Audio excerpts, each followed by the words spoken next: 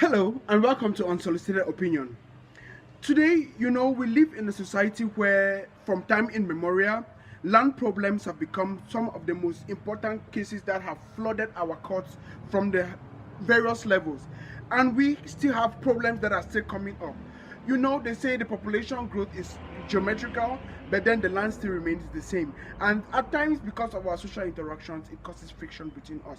Today on Unsolicited Opinion, we'll be talking about the land dispute problems. And I'll be giving out advice on what to take into consideration when acquiring a land or when you own one. In our culture of the northwest region of Cameroon, our parents have taught us that owning a land is one of the most important things you can do. Building a house on that land is another important thing which every individual must be able to do in our society. But now, what we have noticed is that people go in for lands and they don't take certain things into consideration, even though they are customs and usages. Of recent, you find out that some people go to buy lands, and as usual, they are supposed to call the neighbors from the north, south, and east to sign. Even if you're separated by a road, the person after the road should be able to sign to acknowledge that the land you are buying does not infringe on their own rights or their own part of the land. Of recent, I discovered that someone was buying a land and went to sign those papers, did not call none of the neighbors, and did not have an access road. The person selling him the land said there was an access road here, but showing to someone else's piece of land. And the person bought the land, built on it, and started causing problems because he wanted access road to his house and was told that this was an access road. Now, the question I'm going to ask the person is, when you were told that this is an access road and you did not see a clear written road that is there or traced road that is there, who did you contact?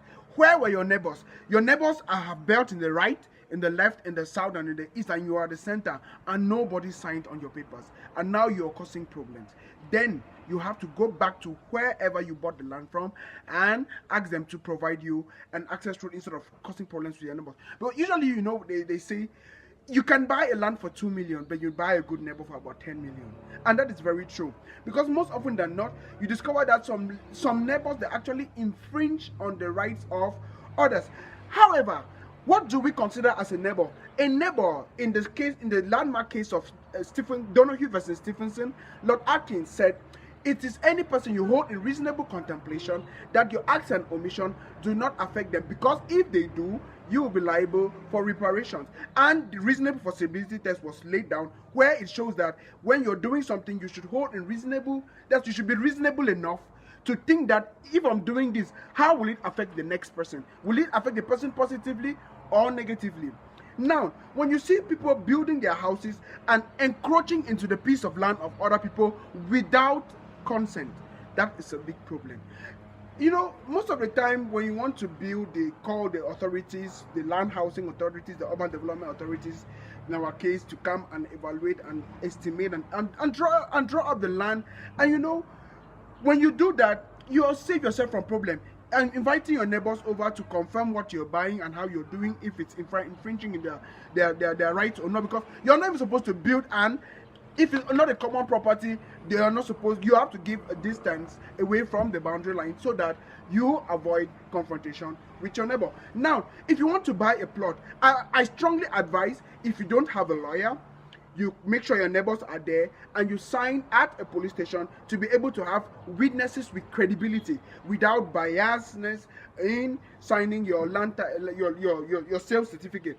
And most importantly, if you want to buy a land, make sure it has a land certificate. If it does not have a land certificate, go to the right authorities and procure a land certificate. But now, to get a land certificate in Cameroon, if you are not 45 years and above, it cannot be issued in your name. So if you have parents or brothers or sisters whom you can use for the purpose of establishing your land title, then you can use them. But make sure that you draw the boundaries in your official documents on who can have access to it, no matter that it's in their name. And I really wonder why we should be having so many problems when the best thing we can do is dialogue. talk to your neighbor if you're buying a land. Talk to the landlord to explain everything and make sure the neighbors are there. Even at times, call a family meeting to make sure that the land is not sold to another person, because selling one piece of land to two people has become a very common practice in our country. As long when people anyway, I'm just greeting them for greeting's sake, but they know what I'm talking about. Make sure the family is involved. The family of the seller should be involved, because unless you are the one trying to cause problems and buying in the background, then make sure that the family of the seller is involved to make sure that you don't have problems at the end of the day, because the issue of selling a piece of land to two people has become very, very common in our society. However, that is my unsolicited opinion for today. I hope that we have learned something. Remember, subscribe to my YouTube channel, like my videos, and comment in the bottom section. It's a wrap up for me. Bye bye.